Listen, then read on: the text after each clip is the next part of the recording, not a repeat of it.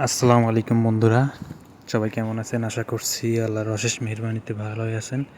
আজকে আমি আপনাদের দেখাবো মালয়েশিয়ার কোম্পানির ভিতরে দেখেন পাহাড়ি পান গাছ হয়েছে। দেখেন কতগুলো পাহাড়ি পানের গাছ, এগুলো সব পানের গাছ।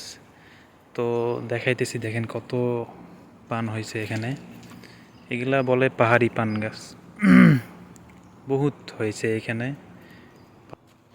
দেখেন আমি ঘুরিয়ে ঘুরিয়ে দেখাইতেছি কতগুলো পান গাছ আছে এখানে। তো সবাই দেখতে থাকুন।